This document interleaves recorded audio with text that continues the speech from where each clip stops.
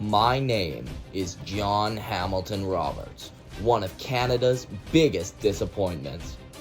Other than my sweet nickname, Ham, or my even sweeter mustache, the only thing I'm usually remembered for is how I falsely led Canadian militia to their inevitable death. Do I feel guilty? Why, yes, of course. But I must humbly accept the fact this failure will go down in history under my name. This is my story. After graduating from the Royal Military College of Canada in Kingston, Ontario, I was sent to Flanders Field to begin my rush to glory. And not to brag or anything, but in World War I did pretty fantastic. I was known for being a leader.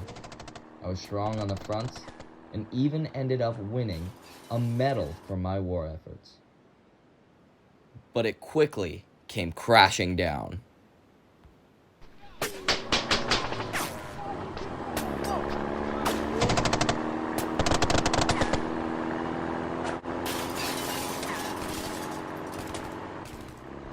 Unfortunately, my wounds ended my stay in Europe and I was sent back to Canada. Luckily, I recovered quickly and I stayed very close to the Canadian war efforts. Hi, how are you feeling?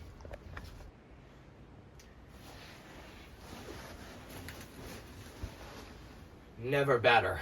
In 1939, I was put in charge of the 1st Field Regiment in France, and I remained seated at that position when I managed to collect all the weapons our troops attempted to leave behind at the Battle of Dunkirk. People trusted me, so much so that I was to be the Major General commanding the 2nd Canadian Infantry Unit in 1941. And boy, what a mistake that led to.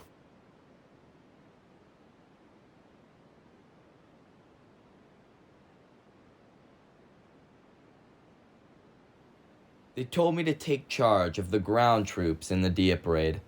I told my troops it would be a piece of cake. It was, in fact, not a piece of cake. Our tanks struggled to even reach the beach. And even though our troops fought hard, and our 3rd flank had even succeeded to reach beyond the beach, the Germans were too strong for our force. It was all my fault.